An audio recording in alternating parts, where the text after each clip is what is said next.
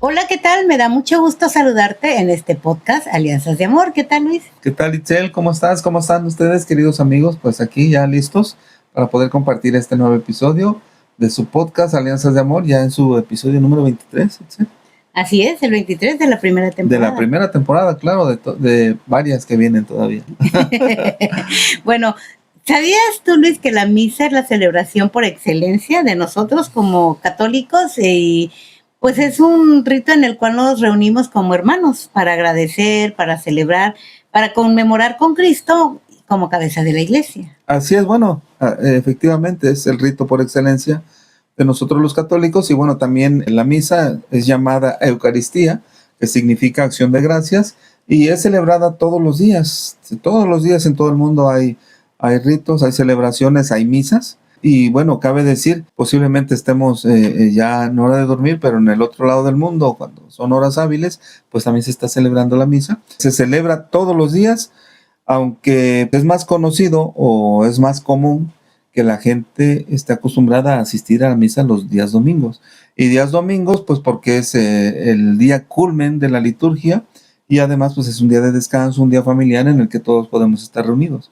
Por eso es más conocido los días domingos, pero pues todos los días hay misas. Bueno, la misa, como tú bien dices, no es una celebración cualquiera, es la fiesta de la iglesia como el pueblo de Dios, para poder adorarle, para pedirle perdón, para agradecerle por todas las bendiciones que nos regala y sobre todo obtener su gracia en este andar que tenemos por el mundo, que a veces pues es un poco difícil, ¿no? Situaciones difíciles de llevar. ¿Quiénes celebran la misa? Te preguntarás. Quédate con nosotros para que aquí descubras este y otros detalles importantes de la misa. Ahorita que estás tocando ese punto, ¿quién celebra? Pues nuestro primer pensamiento acerca de eso nos pudiera llevar a que pues celebra el sacerdote, ¿no? Y bueno, quienes le acompañan, algunos lector, pero pues fíjate que quien lleva a cabo esto, pues prácticamente todos participamos de alguna forma, ¿no? El Catecismo de la Iglesia Católica hace referencia a esto y señala que la celebración litúrgica participa todo el pueblo, cada uno según sus funciones y con actividades específicas. Por ejemplo, los bautizados. ¿Quiénes son los bautizados? Pues todos los que estamos en la iglesia.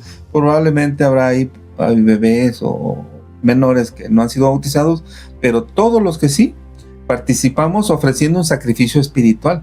Por otra parte, los ministros ordenados celebran según el orden recibido, pues su participación ahí para el servicio de todos los miembros de la iglesia. Y bueno, los obispos y los sacerdotes son quienes actúan en persona como cabeza de Cristo, es decir, quienes encabezan esta celebración. Prácticamente ellos dirigen la misa. Lo que nos dice el catecismo de la iglesia es que todas las personas que asistimos a la Eucaristía celebramos la misa. El sacerdote ciertamente preside la misma, la dirige, pero el resto de los feligreses, que son lectores, monaguillos, quienes tienen ahí los ciriales, todos somos participantes, somos como asamblea, feligreses, y realizamos las demás acciones en el rito de la misa. La misa católica también es un ritual sagrado que ha sido celebrado por millones de personas a lo largo de los siglos.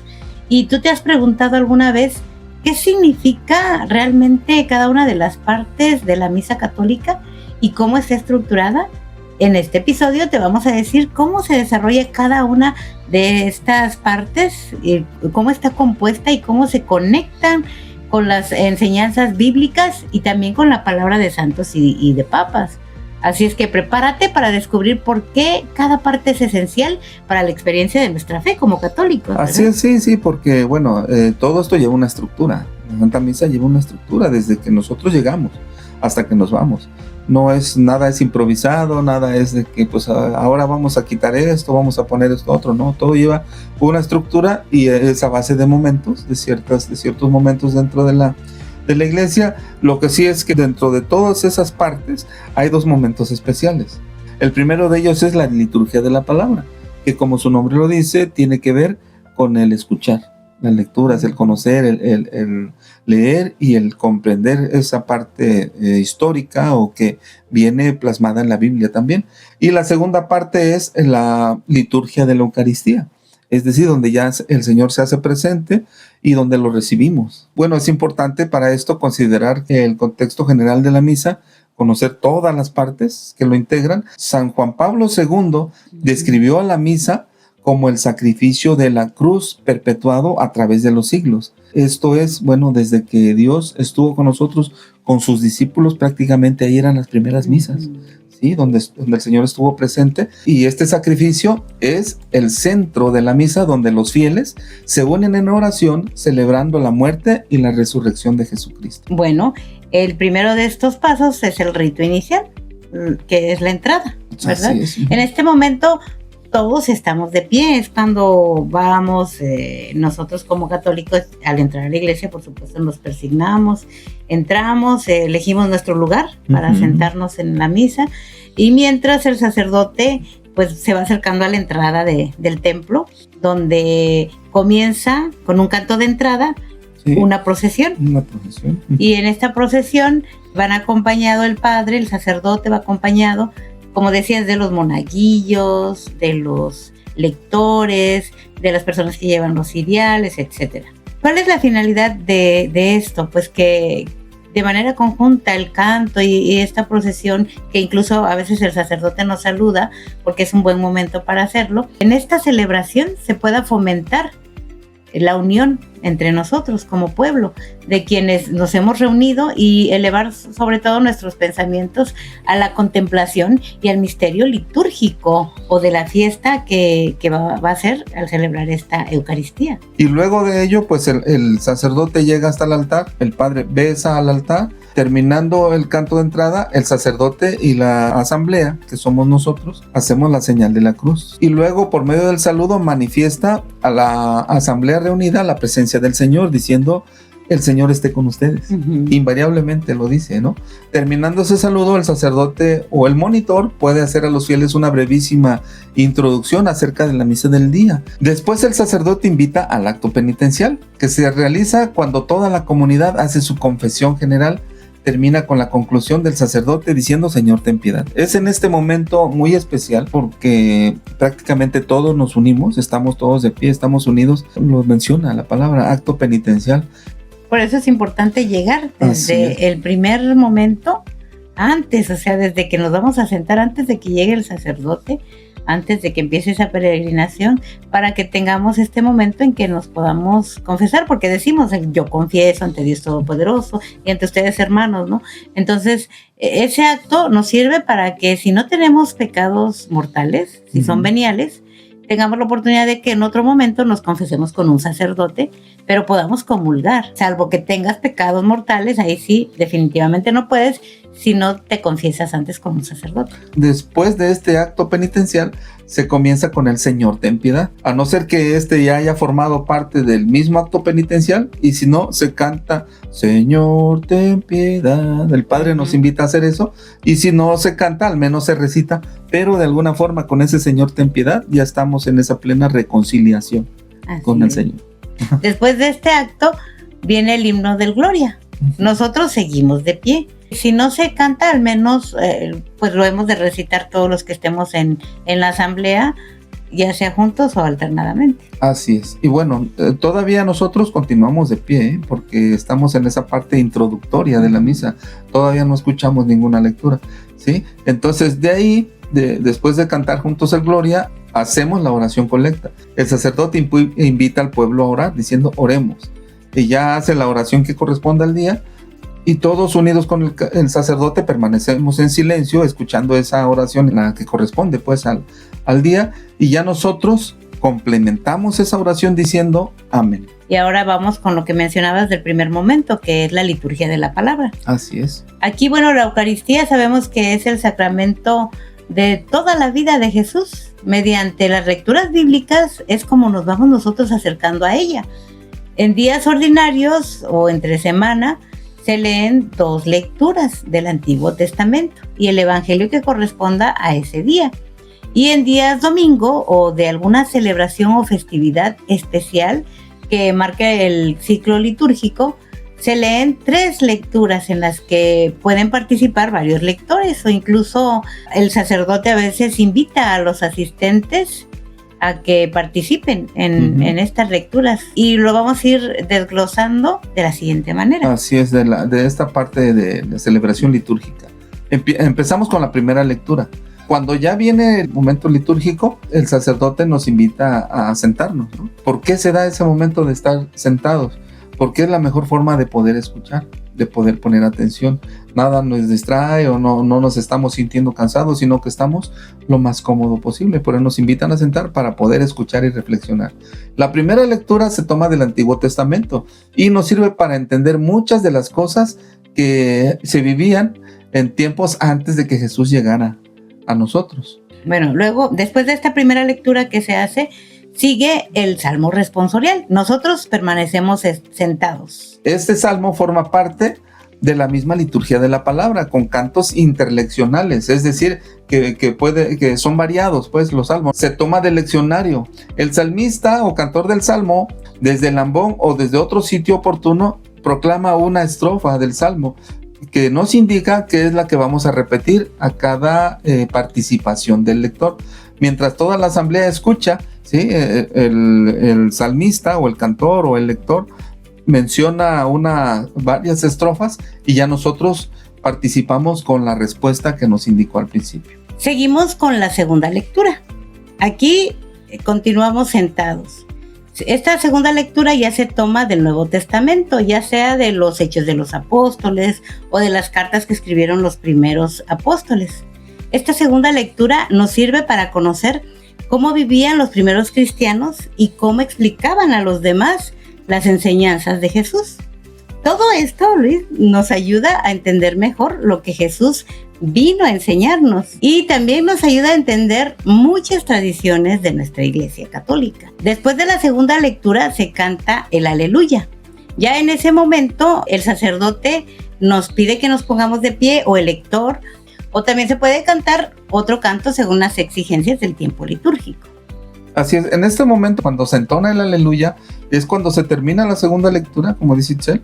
Hay un pequeño momento de pausa en el que ya se acerca el lector y menciona una línea o una idea de lo que es el Evangelio, de lo que va a tratar el Evangelio ese día, y al terminar esa mención, otra vez entonamos aleluya, aleluya. Para eso ya el sacerdote bajó de la sede, le dio la vuelta al altar, hizo una reverencia ante el altar y se dirige ya al ambón para poder participar. Cuando llega al altar, en ese momento prácticamente estamos terminando de entonar el aleluya, se acerca, da un saludo y nuevamente dice: el Señor esté con ustedes, y nosotros contestamos: y con tu espíritu. Ese es el momento ya del Evangelio, ya estamos introduciéndonos a ese otro momento de la lectura del Evangelio, donde, como sabemos, el Evangelio solamente lo puede leer el sacerdote, la puede hacer el obispo, la puede hacer algún diácono, sí, alguien que represente o tome ese papel en ese momento del lector.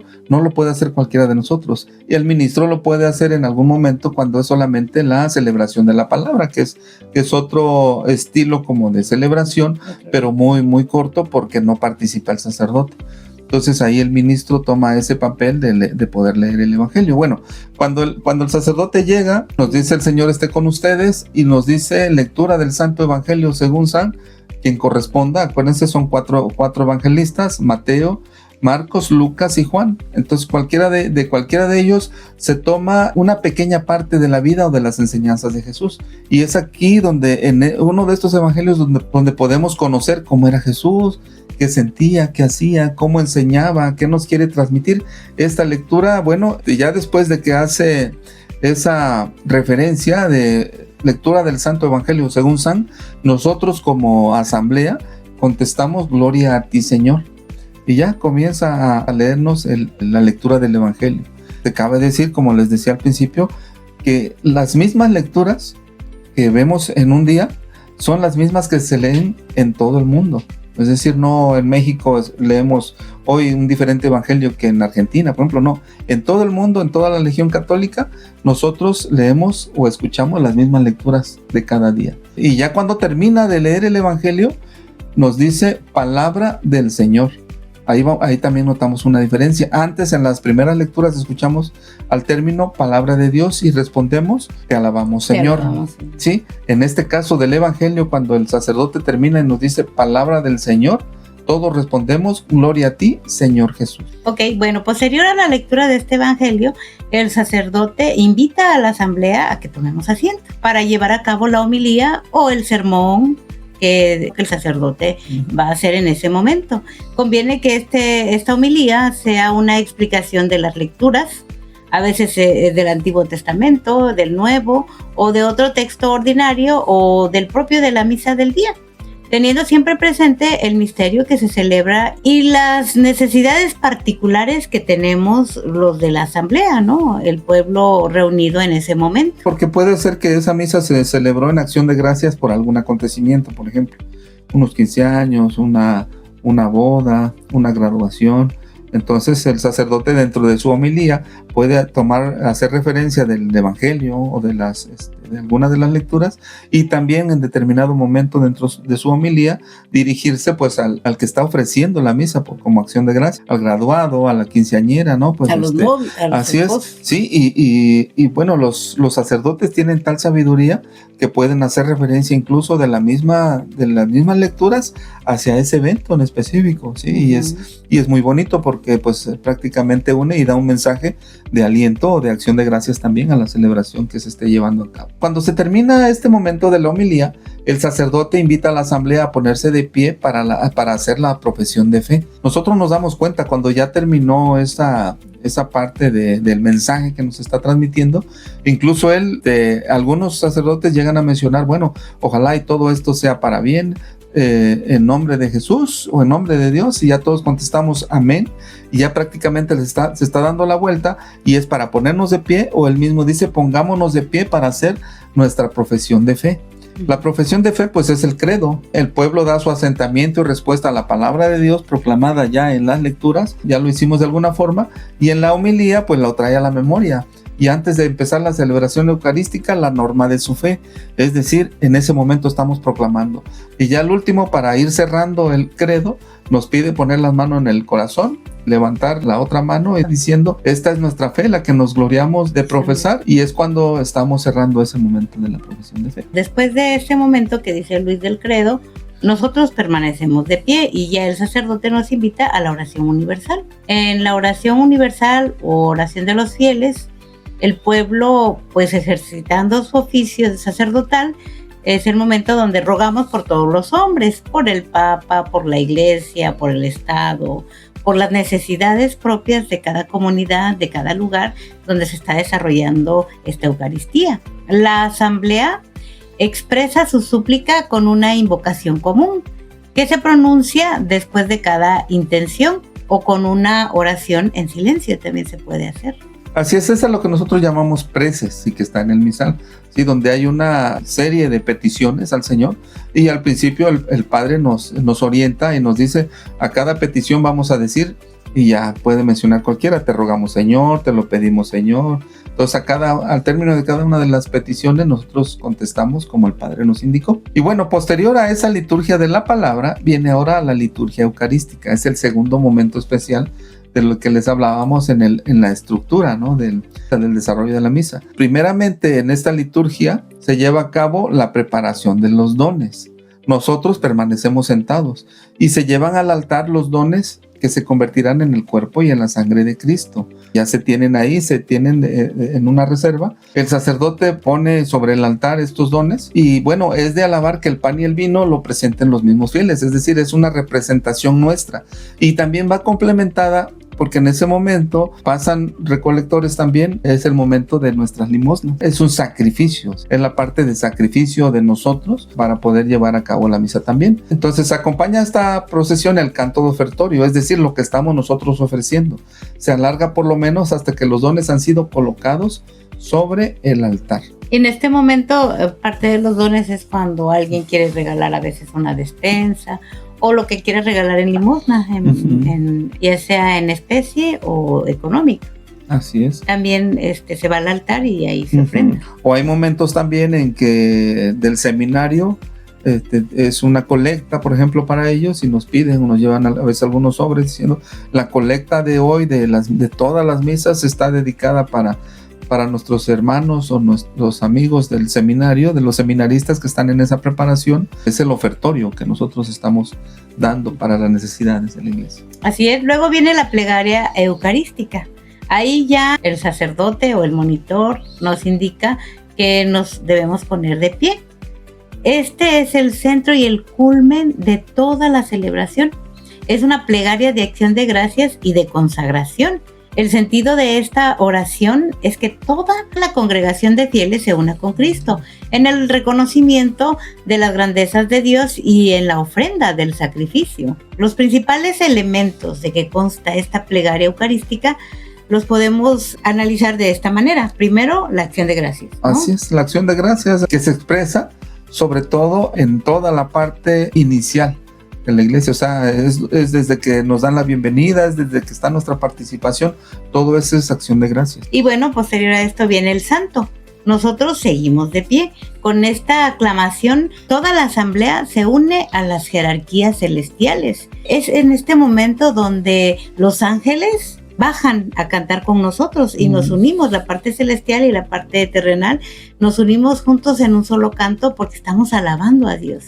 Los ángeles desde donde están y nosotros en la asamblea. Así es, estamos como que preparando esa llegada del Señor porque ya se va a manifestar en un momento más y se va a hacer presente en el altar. Al terminar el santo, pues viene esa parte, ¿no? Se hace la consagración, donde el sacerdote impone las manos sobre los dones en el altar y en ese momento todos debemos estar de rodillas. Y este momento se llama epíclesis. Con la epíclesis, la iglesia por medio de determinadas invocaciones implora el poder divino para que los dones que han presentado los hombres que nosotros tenemos queden consagrados. En este momento de la epíclesis, de la consagración, es el momento pues maravilloso, ¿no?, de la misa, porque es donde el Señor baja, precedido del canto que nosotros tuvimos antes. Estamos preparando esa llegada y es cuando el sacerdote impone las manos bendiciendo ese pan, porque el Señor está llegando ahí, se está haciendo presente en los dones, en el pan y en el vino. Y ese momento tan especial nosotros debemos arrodillarnos. Hay momento en que pues la campanita nos indica o el monitor dice de rodillas. Nosotros debemos estar muy muy pendientes de cuando el sacerdote impone las manos, es momento de arrodillarnos, ¿sí? Dejando atrás que si llevamos un pantalón nuevo, que si el color del pantalón se va a ensuciar, si estamos en un templo que no tiene piso y que hay tierra, y que sea cual sea el momento y donde estemos, si es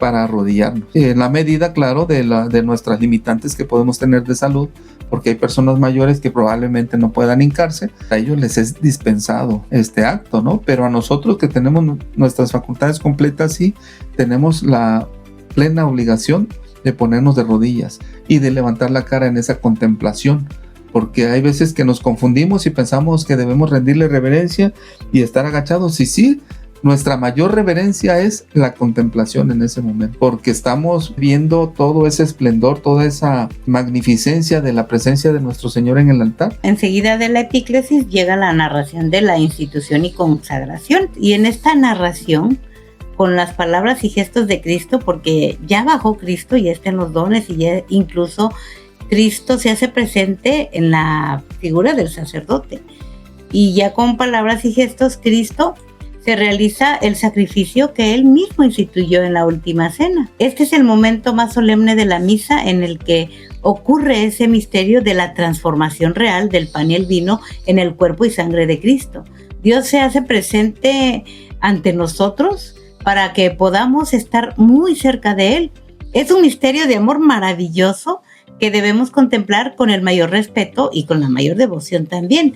Debemos aprovechar ese momento, como dice Luis, para contemplarlo, para estar de frente a frente mirándolo. Después de este momento de contemplación, sí viene también un momentito muy especial que se llama anamnesis. Todavía estando de rodillas, nosotros como iglesia cumplimos el encargo que a través de los apóstoles recibió de Cristo Señor, se realiza el memorial del mismo Cristo, recordando principalmente su bienaventurada pasión, su gloriosa resurrección y la ascensión al cielo de nuestro Señor. Bueno, viene posterior a este momento la oblación. Nos ponemos ya todos de pie y la asamblea ofrece al Padre la víctima inmaculada y con ella ofrece también cada uno de los que estamos participando en esta asamblea, en esta misa. Y el Padre pues nos dice una oración en la que nosotros respondemos y nos levantamos, nos ponemos de pie. Seguimos ahí en esa posición para lo que denominamos intercesiones. En estas intercesiones se da a entender que la Eucaristía se celebra en comunión con toda la iglesia celeste y la iglesia terrena, y que la oblación se hace por ella y por todos sus miembros, ya sea vivos o difuntos, es decir, es una celebración donde estamos conjuntos todos. Posterior a esto llega el momento de la doxología final, y en esta doxología se expresa la glorificación de Dios y se concluye y confirma con el amén del pueblo. Todos respondemos amén. Amén. Después viene uno de los momentos culmen también, lo que es el rito de la comunión.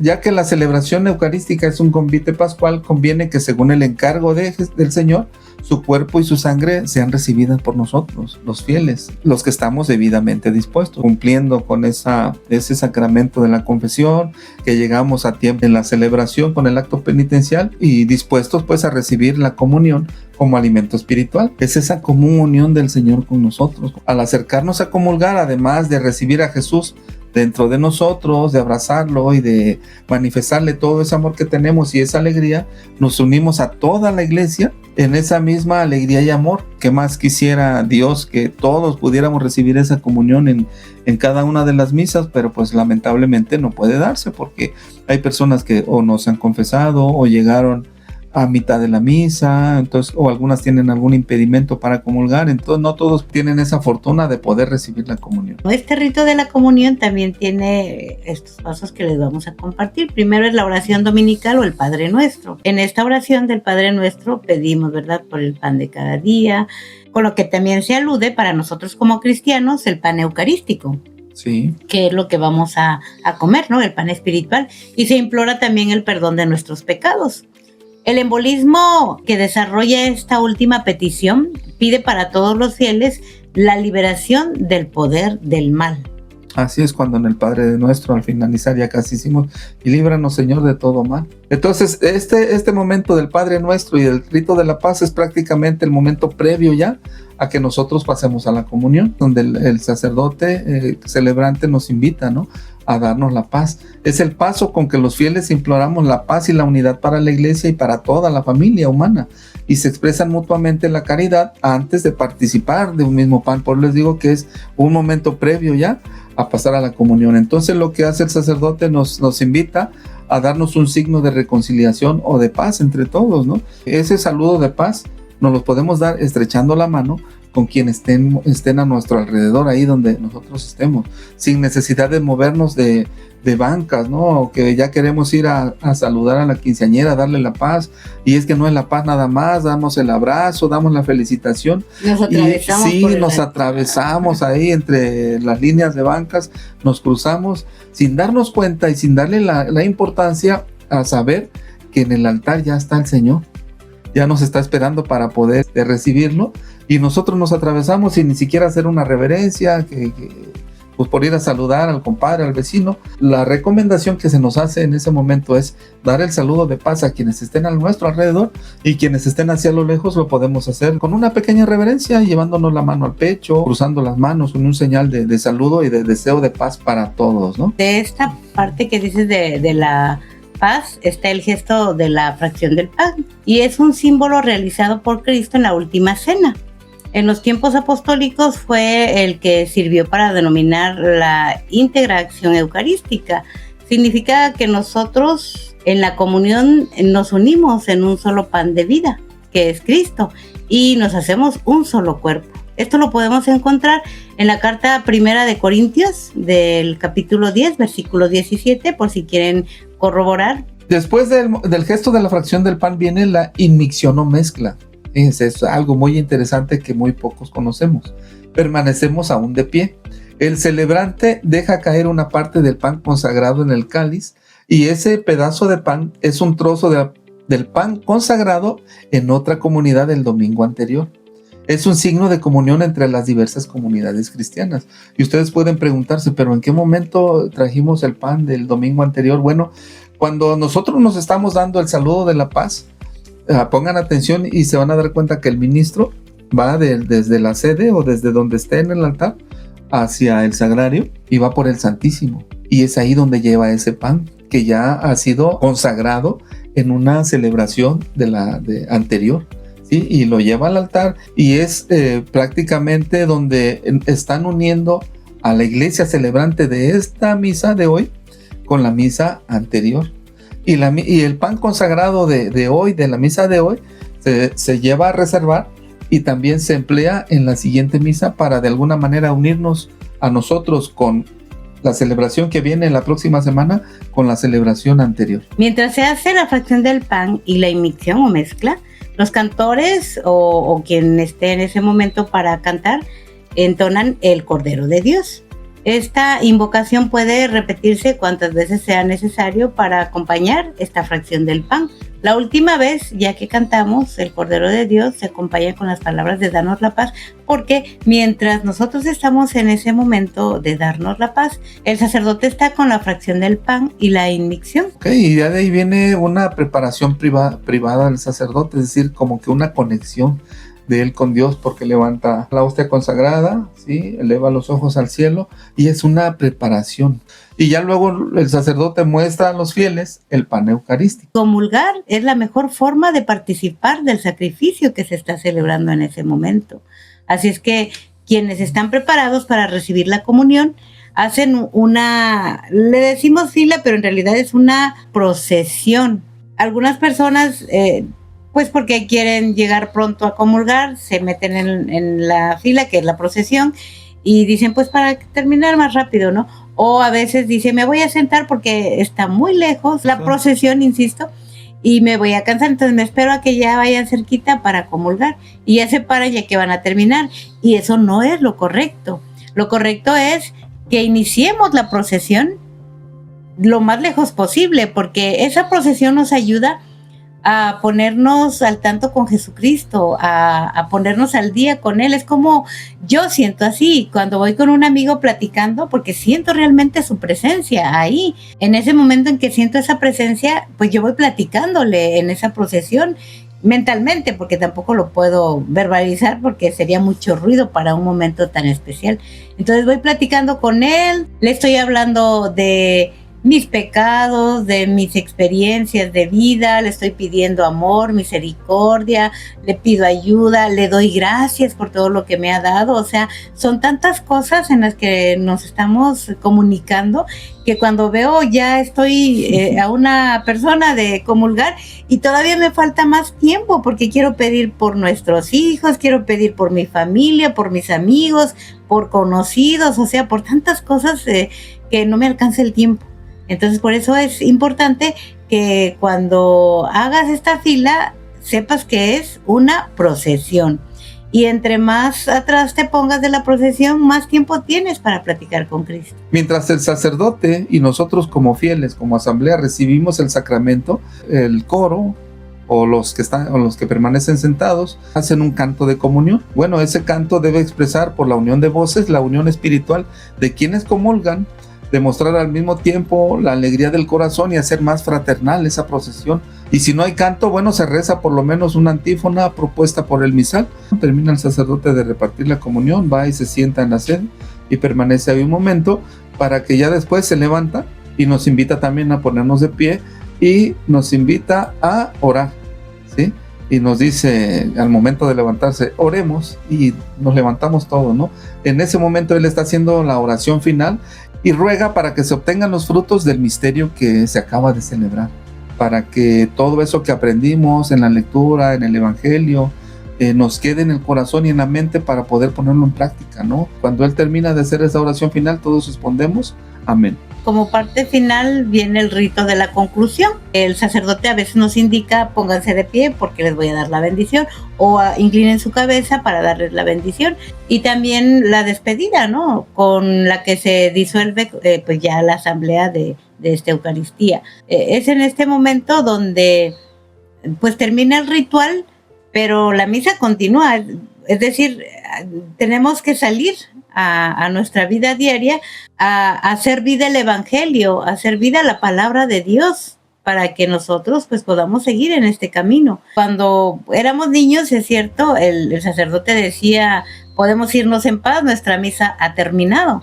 Y hoy, con ya las reformas que se han hecho en la Iglesia Católica también, se ha hecho una modificación en ese término, porque la misa no concluye, ¿no? O sea, la misa es vivir ese momento de sacrificio del Señor en nuestro día a día. Y nos dice el sacerdote ahora... Vayamos en paz. Vamos todos en paz. Vayamos todos en paz, ¿verdad? Y a hacer vida al Evangelio, luego nos dicen. Ajá, ¿no? A veces dicen hacer vida del Evangelio o proclamen el Evangelio o la palabra del Señor, y nos hacen una invitación a que durante esa semana podamos nosotros practicar lo que hemos aprendido en esta Eucaristía que vivimos en la misa. Ojalá que pues esto que nosotros le compartimos les sirva, hayan aprendido que sea un poco, y pues les invitamos a poder compartirlo, porque posiblemente a alguien por ahí le pueda servir esta información. Y sobre todo que ahora que conoces cómo está conformada este ritual, puedas vivirlo de una manera diferente y con mucho más amor y atención, para que podamos pues proclamar la vida del Señor en nuestra propia vida. Es importante que lo practiquemos, aunque a veces a nosotros también nos falla, de que las prisas de las actividades que tenemos, el ruido del mundo en el que vivimos, ¿verdad? Siempre tan aprisa, nos hace pues que de repente estemos viendo el celular, no pongamos atención. Algún mensaje que estemos esperando. Ajá, entonces hay que seguir estas recomendaciones, y si no nos sale a la primera, pues recordar en la siguiente que es importante guardar silencio, no tener los celulares, etcétera, ¿no? Así es, y algo bien importante también, y creo que con esto cerramos, es el llegar siempre a tiempo a las misas. Pues muchas gracias por escucharnos y nos vemos en el próximo episodio de esta primera temporada del podcast Alianzas de Amor. Gracias, Luis, por estar con nosotros. Gracias, Itzel, por el placer de pues estar contigo y de poder compartir con todos ustedes estos episodios y estos temas tan importantes para nosotros como católicos. Muchas gracias, y pues espero que estemos en contacto. Hasta pronto. Bye.